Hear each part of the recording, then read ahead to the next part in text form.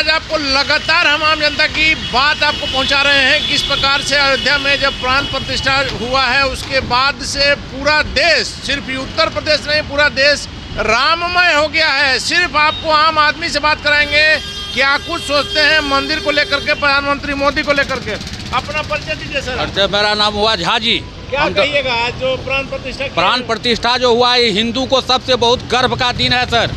इस बार 400 पार, 400 पार, ये 543 के लक्ष्य लेकर के चल रहे हैं, मगर 400 पार ये हिंदू के लिए गर्व की बात है। ये गर्दन में गर्दन मिलाने से, गर्दन में गर्दन जुटने से कुछ भी होने वाला नहीं है, कुछ भी नहीं कर। कोई लड़ाई नहीं है, ना लालू, ना नीतीश, ना माया, ना ममता, ना मुलायम, ना अखिलेश, ये सारे के सारे बंटाधार हो जाएंगे। टोटल के टोटल सुपरा साफ सिर्फ मोदी, केवल मोदी, ओनली वन मोदी, मोदी, मोदी। आप मान रहे हैं कि मोदी जी ने ऐसा काम कर दिया कि कोई ऐसा काम कर दिया जब 500 साल से पड़ा हुआ था, कोई नहीं जो कर पाया वो मोदी करके दिखा दिए हैं। Only one Modi, Modi, Modi. आप क्या कहेंगे, सिर्फ मोदी या कुछ और? मोदी के सिवा दुनिया में कुछ है ही नहीं, दुनिया में ही कुछ नहीं है। अरे और सब चीज सब खत्म, कोई नहीं, उसके सामने कुछ नहीं, सब जीरो है। खाली राम राम, सिर्फ राम में मोदी, मोदी या जोगी।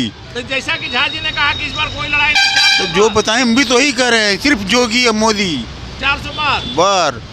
तो ये 24 भी और 25 भी, यहाँ नीतीश कुमार जी बढ़िया से कान खोल के सुन लें, बहुत वोट किए हैं इनको। इस बार इनका भी बोरिया बिस्तर बांध करके ये अपना ही चले जाए कहीं। अभी तक क्लियर मैदान इनको क्लियर, एकदम क्लियर कर देना चाहिए। बीजेपी को यहाँ सरकार बनेगा, 25 में भी यहाँ सुपरा साफ ये दोनों आदमी को हो जाएगा। तो निश्चित तौर पर जनता की आवाज सरकार को समझनी होगी। लगातार आपको अभी यहाँ से पटना के महावीर मंदिर से लेकर के खाजपुरा, पटना के कई मंदिरों की तस्वीर दिखाएंगे किस प्रकार से पूरा राजधानी जो है राममय हो गया।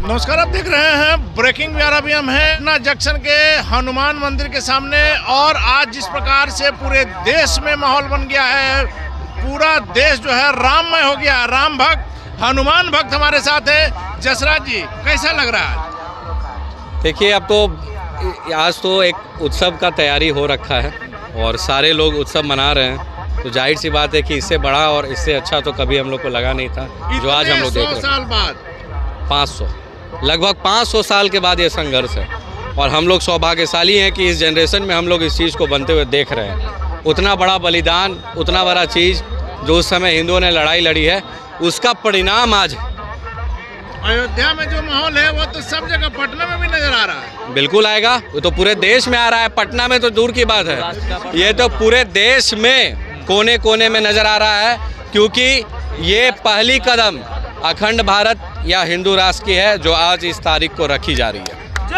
इतना आसानी से इतना बड़ा काम हो गया, कहा जा रहा था कि संभव नहीं है। किसने संभव कर दिया राजकुमार जी? असंभव कुछ भी नहीं है, बस कार्य करने का इच्छा होना चाहिए और वो इच्छा शक्ति नरेंद्र मोदी जी में था, वो उसको कर दिखाए। संविधान के माध्यम से ही सही, लेकिन नरेंद्र मोदी जी के समय में और योगी जी जैसा मुख्यमंत्री जो कहें कि सुप्रीम कोर्ट फैसला लें, लागू करके हम दिखाएंगे, तो ये मोदी जी का और योगी जी का हिम्मत दिखलाता है और उनके हिम्मत का ये परिणाम है। भगवान राम अपने ही घर में टेंट में थे, भव्य मंदिर, कहा भी था कि मंदिर भी बनाएंगे और तारीख भी बताएंगे। सब कुछ बन गया, तारीख भी पता चला, मंदिर भी बन गया, विजय उत्सव की तैयारी भी हो रही है, आज दिया भी जलेगा और हिंदू भी वापस पूरा उस तरह से अपने उत्साह की तैयारी आप देख सकते हैं। तो जो सबसे बड़ी बात है, जिसे आप लोग तो मान लीजिए श्री राम सेना से जुड़े हुए हैं बहुत पुराने समय से, लेकिन एक समय आज की भाग दौड़ की जिंदगी में जब बच्चे रामायण भूल गए थे, सीता कौन थी, लव कुश कौन थे, श्री राम तो फिर भी चलिए याद रख देते हैं। सब लोग जो आप कह सकते हैं कि धूल पड़ जाती है तस्वीर पर, मोदी ने सबको पोस्ट के क्लियर कर दिया, एकदम क्लियर कर दिया और ये बता दिया कि देश राम का था और हम राम के हैं, थे और रहेंगे। अगला नहीं गया था, देखिए अयोध्या के बाद किसका बारी? भूल नहीं गया था लोग, सनातन धर्म को या अपने इतिहास को भूल नहीं गया था, भुलाया गया था। नहीं, लेकिन और भुलवाया इसलिए गया था, आपको याद होगा, सुन लीजिए, भुलवाया इसलिए गया था कि हमारा देश पहले मुगलों के गुलाम हुआ, उसके बाद अंग्रेजों के गुलाम हुआ। वो लोग दबाते गए, जाने कि जिस देश का संस्कृति को मिटा दोगे वो अपने आप मिट जाएगा, लेकिन फिर भी हिंदुस्तान नहीं मिटा। जितना उन लोगों ने नहीं मिटाया तलवार के दम पे, उतना हमारे देश को ये 70 साल में नेताओं ने मिटाया। आज़ादी के बाद 5 मुख्यमंत्री, 5 शिक्षा मंत्री मुस्लिम को इसीलिए बनाया गया कि सनातन धर्म को मिट्टी में मिला दो। उस पर बात करते हैं, लेकिन आपने देखा होगा रामायण पहले हर घर में रहता था। जब हम लोग छोटा थे देखते थे, हर शाम में आदमी रामायण का 2 चौपाई जरूर पढ़ता था। हर परिवार में हमने देखा था, हिंदू परिवार में। लेकिन रामायण अब विलुप्त हो रहा था, और इसका प्रमाण है कि आज गोरखपुर में 24 घंटा गीता प्रेस में रामायण छप रही है। बिल्कुल। अब चूंकि हम लोग जैसा कि बताया कि मुगल और उसके बाद ब्रिटिश, तो उसी संदर्भ में हम लोग चले जा रहे थे, अपने संस्कृति को भुलाए हुए थे। तो संस्कृति को वापस लौटाने का कार्य आजादी के बाद इतना समय लग गया, इसके लिए पूर्ववर्ती सरकार दोषी है? नहीं, इसके लिए हम सारे जनता दोषी है, जो हिंदुओं को अलग करके, हिंदुओं को दूर करके और यहाँ की संस्कृति को दूर करके किसी और की संस्कृति को अपना रहे थे। सर बात ये है कि आप रामायण का बात करते हैं, तो रामायण आपने टीवी पर भी देखा होगा। जब समुद्र लांघने का बात आया था तो हनुमान जी के पास अपार शक्ति था, लेकिन वो अपना शक्ति भूले हुए थे। और जैसे ही जामवंत जी ने उस शक्ति का याद दिलाया तो एक छलांग में लंका भी पहुंच गए, लंका को जला भी दिया और छलांग मारकर वापस भी आ गए। तो हिंदू भी सोया हुआ था अपने धर्म के प्रति, लेकिन मोदी जी और योगी जी ने आकर सिर्फ जगाने का काम कर दिया। हम लोगों का सोया हुआ शक्ति फिर से जाग गया। आखिरी सवाल, अयोध्या के बाद अब क्या?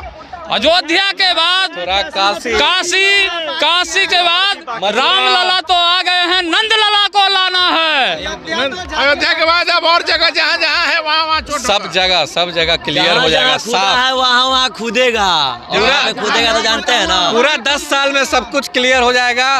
राम भी रहेंगे, कृष्ण भी रहेंगे, सब कुछ, महादेव भी विराजमान रहेंगे, सबको हम लोग ऊपर ले आएंगे। यही शक्ति। देखिए यहाँ इतने युवा हैं, अपने सहयोगियों को कहेंगे घुमा करके कैमरा को दिखाएं। आपने देखा होगा इन दिनों खास करके सनातन को गाली देने की एक परंपरा सी चल गई थी कि जिसको जो मनाया सनातन को गाली दे दिया और कोई कुछ नहीं कहता था। अब विपरीत बुद्धि। देखिए यह लड़का श्री राम का यह लगाए हुए है, विनाश काले विपरीत। किसको कर रहे हैं विपरीत बुद्धि? जो सनातन के विरुद्ध है, वो जो सनातन को नहीं मानता है, उसका विनाश, उसका बुद्धि भ्रष्ट है या नहीं है? चंद्रशेखर जी जो बहुत गाली दे रहे थे, पूर्व शिक्षा मंत्री आपके थे, अब हट गए, अब गन्ना विकास विभाग में चले गए, क्या कहिएगा? उस मूर्ख शिक्षा मंत्री को क्या कहना चाहेंगे जिसको कुछ ज्ञान ही नहीं है?